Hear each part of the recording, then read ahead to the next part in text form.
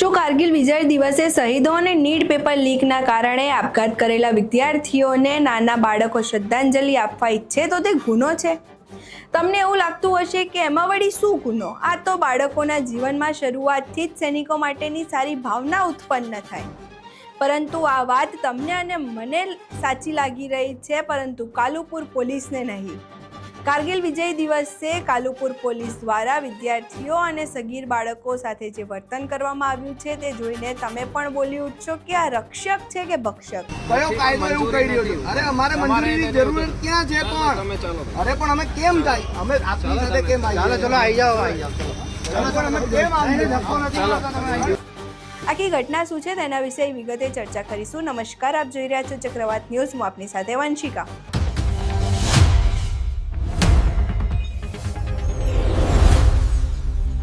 કારગિલ વિજય દિવસ એટલે કે 26 જુલાઈએ કાલુપુર ખાતે જે બાબા સાહેબ આંબેડકરની પ્રતિમા છે ત્યાં 3-4 બાળકો અને તેમની સાથે એક મહિલા અને એક વકીલ હતા.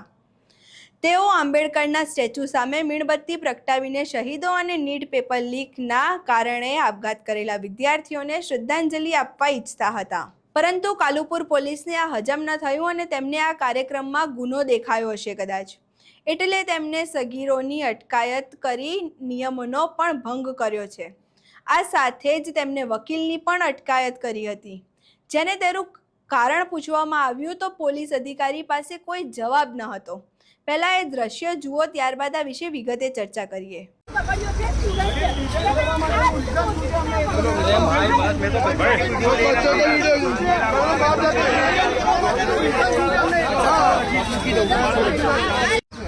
મંજૂરી નથી મળી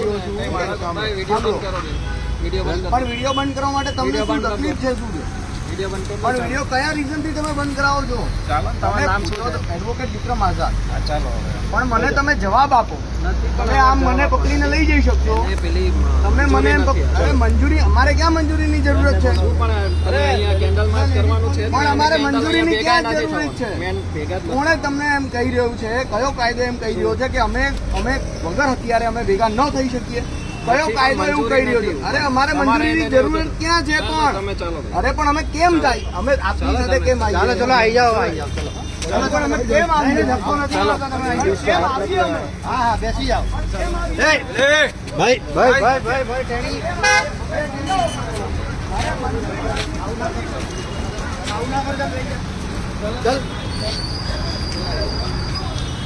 ચલો બેન આવી જાઓ. અહીં તમે આ દ્રશ્યો જોયા, પરંતુ અહીંયા આ વાત પતી નથી. ત્યારબાદ જ્યારે ડિટેન કરેલા લોકોને પોલીસ સ્ટેશનમાં લઈ ગયા અને ત્યાં જે જોવા મળ્યું હતું તે જોઈને તો તમે પણ ચોંકી જશો. પોલીસ અધિકારીઓ ખાટલા ઢાળીને બેઠા હતા. સીસીટીવી જોવા માટે આપેલા ટીવીમાં ક્રિકેટ ચાલતું હતું અને ત્યાં પણ લોકો સાથે એટલું જ ઉદ્ધતતાપૂર્વક વર્તન કરાયું. અહીં પોલીસ સ્ટેશનના એ દ્રશ્યો જોઈએ. થોડોક અહીંયાથી આ જગ્યાએથી થોડોક અહીંયા બહાર આવ્યો, ત્યારે બહાર આવતા મને તમે જોઈ રહ્યા એ દરમિયાન મારી આ પાછળ નજર પડે છે. ત્યારે આજે હમણાં તમે વિડીયો જોયો એ સામેની સાઈડની સ્ક્રીન હતી અને અત્યારે જે તમે વિડીયો જોઈ રહ્યો છો આ બાજુની સ્ક્રીન છે. એટલે સ્પેશિયલ ટીવી ક્રિકેટ માટે જોવા માટે થઈ અને લગાવવામાં આવ્યું છે. તમે જોઈ રહ્યા છો આ પરિસ્થિતિ કાલુપુર પોલીસ સ્ટેશનની છે કે જેની અંદર બિંદાસ આપણું ધર્મનિરપેક્ષ હોવાની જગ્યાએ આ તમે જે જોઈ રહ્યા છો એ તમે બધું જોઈ શકો છો. આવી હાલત છે આપણા દેશની અને આપણા અમદાવાદના કાલુપુર પોલીસ સ્ટેશનની.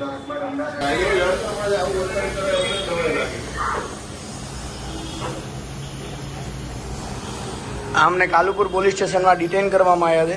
રસ્તા ઉપર અમે બેઠા હતા અને એ દરમિયાન અમને ડિટેન કરવામાં આવે છે. અને અહીંયા કાલુપુર પોલીસ સ્ટેશનની અંદર તમે જોઈ રહ્યા છો કે મસ્ત ડીશ ટીવી લગાવેલું છે અને ટીવીમાં મેચ જોવામાં આવી રહી છે.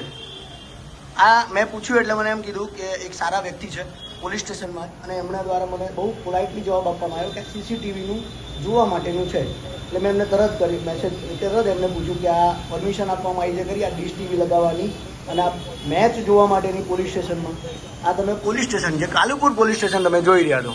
આ બધા પોલીસવાળા છે કાલુપુર પોલીસ સ્ટેશનના. એક છે એ મારી સાથે પ્રોટેક્શનમાં છે જેમની પાસે ગન છે. એના સિવાય જે છે બધા સ્થાનિક પોલીસમાં છે અને કોઈ ડ્રેસ પહેરેલો નથી.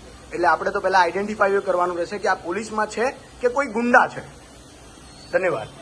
વિડીયો ના ઉતારશો બધામાં વિડીયો ના પણ વિડીયો કેમ ના ઉતારે? કેમ ના ઉતારે? તમને ના પાડવામાં આવી છે પોલીસ સ્ટેશનમાં વિડીયો ન ઉતરે એવું? હું તમને એમ કહું છું કે તમને અહીંથી બોમ્બે છૂટા હાઈકોર્ટનું કરી judgment દીધા આપને છે. ખ્યાલ છે? GPX 69 મુજબ તમને બોમ્બે હાઈકોર્ટનું હું જજમેન્ટ તમે આપને ખ્યાલ જે છે? કહો છો ને એવું તમને કહું GPX 69 મુજબ તમને અહીંયાથી છૂટા કરી દીધા પણ છે. લેખિતમાં હવે તમે જઈ શકો. તમે જીપીએસ અંતર્ગત તમે જો કાયદેસર અમને ડિટેન કર્યા છે તો તમે સાહેબ અમને આપો લેખિતમાં તો આપતા જાઓ. આ તો સાહેબ લેખિતમાં નથી આપવું એ બી લેખિતમાં આપો. લેખિતમાં નથી આપવું એ પણ લેખિતમાં આપતા જાઓ. તો હું તમને લેખિતમાં ના આપી શકું. કયા કાયદાથી બંધાયેલા છો સાહેબ એ પણ લેખિતમાં આપતા જાઓ. નહીં, અમારા રેકોર્ડ માટે હોય. અમે તમે એમ કહી રહ્યા છો સાહેબ મેં તમને કે 6 વાગ્યા ને 20 મિનિટે 6 વાગ્યા ને 40 મિનિટે ડિટેન કર્યા છે 40 નહીં 6 ને 10 એ રહ્યા હતા. સાહેબ 6 ને 10 તો સાહેબ 5:30 તો એમને ડિટેન કરેલા. ના ના તમે કઈ રીતે ખોટું અહીંયા કાઢ્યું? અહીંયા લઈને આવ્યા છે એ ટાઈમ અમારે નાખવાનો ત્યાંથી તમે પકડ્યા ત્યારથી પકડવો પડે. અરેસ્ટ ટાઈમ કયો હોય? એવું ના હોય. અહીંયા લાવીએ ને ત્યારે એમનો અરેસ્ટ ટાઈમ જ્યારે કરીએ ને ત્યારે હોય. એવું ના હોય. કોઈ વાંધો નહીં સર, આપી દેજો. કોર્ટમાં જવાબ આપજો. લેખિતમાં ના મળે ત્યાં સુધી પોલીસ સ્ટેશનમાંથી જવાન નથી થતું. કાલે 24 કલાક અમને જો પોલીસ સ્ટેશનમાં રાખશે તો કાલે મેજિસ્ટ્રેટ સમક્ષ એ લોકો રૂબરૂ અમને રજૂ કરશે અને ત્યાં અમને લેખિત અમે માહિતી માંગીશું કે અમને આટલા વાગે ડિટેન કરવામાં આવ્યા છે અને આટલા વાગ્યા સુધી અમને પોલીસ સ્ટેશનમાં ગોંધી રાખવામાં આવ્યા છે. અમે તમને મુક્ત કરી દીધા છે.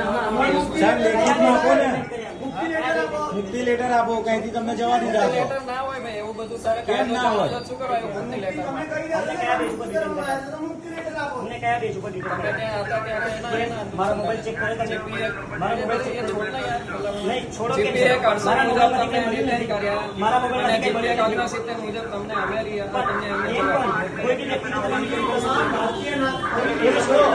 મારા મોબાઈલ ચેક કરે મારી સિવિલ ડ્રેસમાં ફરીથી ભારતીય નાગરિકને કોઈ પણને આવી રીતે ઇલીગલ ડિટેન કરવામાં આવે તો એમને ખબર હોવી જોઈએ કે કાયદો શું છે અને શું થઈ શકે છે.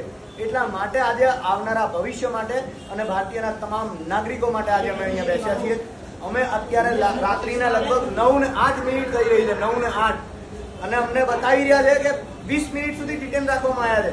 આજે તમે જોઈ શકો છો 9:09 સુધી અમે આજે તારીખ થાય છે 26 જુલાઈ 2026 ના રોજ અમને પોલીસ સ્ટેશનમાં ડિટેન રાખવામાં આવ્યા છે. ઇનલીગલ ડિટેન્શન છે એટલા માટે એ લોકો ડિટેન્શનનું કોઈ પણ માહિતી અમને આપવા માટે તૈયાર નથી.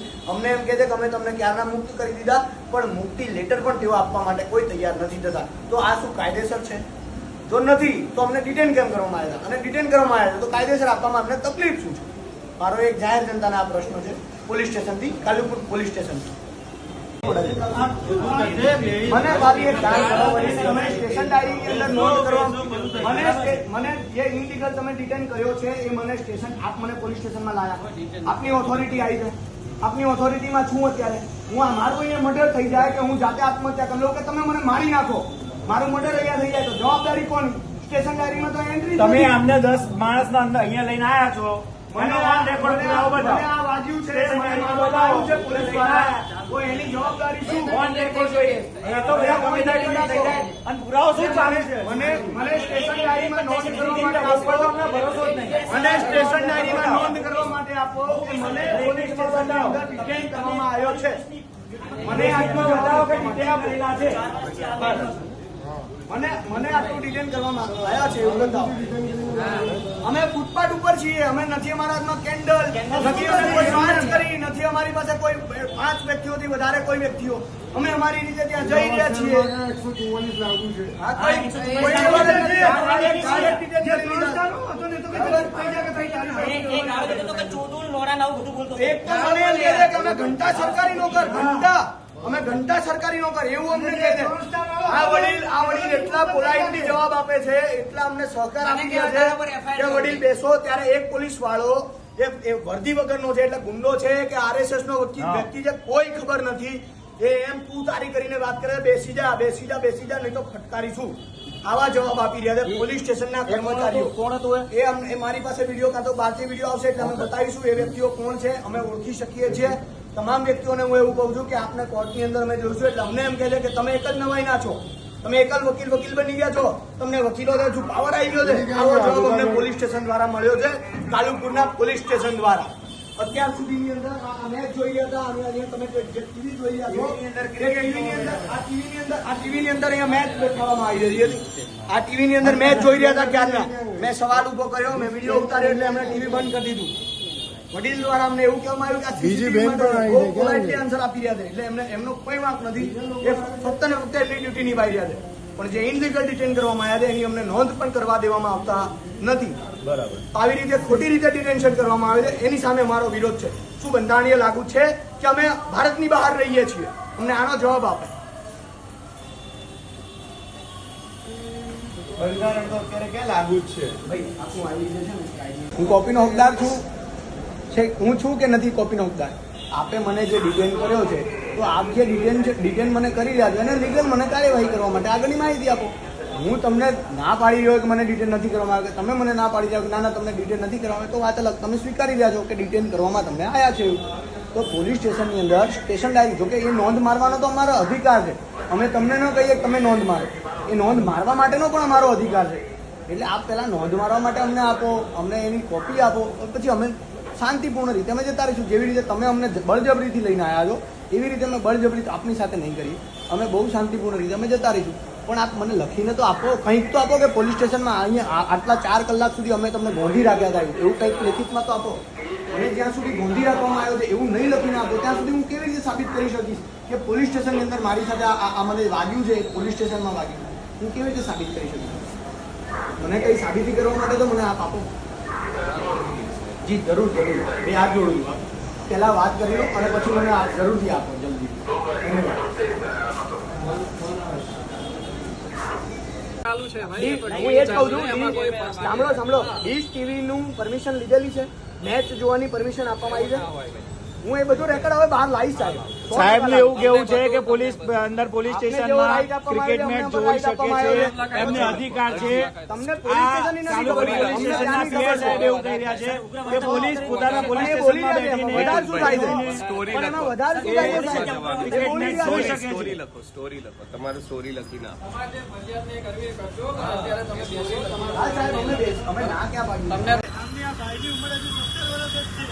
એ ભાઈને પણ અમારી સાથે ડબોથી ગલતી દબાવીને અને અંદર ડબ્બામાં નાખવામાં આવ્યા છે. આ ભાઈ જે હજુ સ્ટુડન્ટ છે, 17 વર્ષની ઉંમર છે, એ ભાઈની હજુ ઉંમર પણ નથી થઈ, 18 પ્લસ પણ નથી, હજુ 17 વર્ષની ઉંમર છે. અહીં તમે પોલીસ સ્ટેશનના દ્રશ્યો જોયા. હવે આ આખી ઘટના વિશે ત્યાં હાજર હતા એવા એડવોકેટ વિક્રમ આઝાદ સાથે અમે ટેલિફોનિક વાતચીત કરી હતી. અહીં સાંભળીએ તેઓ આ આખી ઘટનાને લઈને શું કહી રહ્યા છે. ગુજરાત પોલીસના વર્તન ઉપર તમે શું કહેવા માંગશો? એક જ વસ્તુ કહેવા માંગુ છું કે ઘણા પોલીસ સ્ટેશનના વ્યક્તિઓ બહુ જ પોલાઇટલી છે. અમે બાવળા અને સાણંદમાં પણ અમે તો ત્યાં તો પ્રોટેસ્ટ કરેલું છે, ત્યાં અમે વિરોધ પ્રદર્શન કરેલો છે નીટના મુદ્દે, સોનમ વાંગચુકના સપોર્ટમાં, અભિજીત દીપકના સપોર્ટમાં, બાળકોના સપોર્ટમાં, વિદ્યાર્થીઓના સપોર્ટમાં. એટલે આ બધા અમુક પોલીસ સ્ટેશનના વ્યક્તિઓ બહુ જ પોલાઇટલી અને સંવિધાનના દાયરામાં રહી અને એ લોકો ભારતીય નાગરિકોને એમના અધિકારો જે છે એને ઉપયોગ કરવા માટે પૂરી છૂટછાટ આપી રહ્યા છે.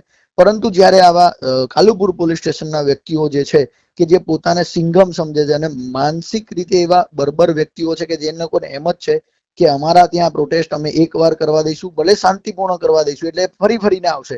એટલે પહેલી જ વખત અમે એમને ડિટેન કરી લઈએ એટલે ફરીવાર આ પ્રવૃત્તિઓ જ ઉત્પન્ન ન થાય. તો શું આવી તમે એક વિડીયોની અંદર જોતા હશો, હું એમને સવાલ કરું છું, તે દરમિયાન તેઓ એમ કહી રહ્યા છે, પીઆઈ છે ત્યાંના પોતે એક અધિકારી, એક પોલીસ સ્ટેશનના અધિકારી છે અને તેઓ પોતે એમ કહે છે કે અહીંયા ભેગા થવા તમે ના ભેગા થઈ શકો. અરે કયા કાયદા અનુસંધાને અમે ભેગા ન થઈ શકીએ? આર્ટિકલ 19 એમણે વાંચ્યો છે કે નથી વાંચ્યો? મને તો પહેલા પ્રશ્ન જ હવે એ થાય છે કે શું ડાયરેક્ટ કોઈની ભલામણથી ત્યાં એ પદ ઉપર પહોંચી ગયા છે? હવે તો ઘણી બધી બાબતો એવી છે કે મારે એમને આ બધું હવે લેખિત કાર્યવાહી થશે અને જ્યુડિશિયલ કોર્ટની અંદર જ્યારે આવશે ત્યારે ઘણી બધી વિગતો અમે ત્યાં એમને પૂછીશું અને કોર્ટ સમક્ષ જ અમે એમને પૂછાવડાવીશું કે તમે શું ત્યાં પીસફુલ પ્રોટેસ્ટ થયેલું હતું કે નહોતું? શું અમારા હાથમાં મીણબત્તી હતી કે નથી? શું અમારા હાથમાં કોઈ પોસ્ટર હતું કે નહોતું?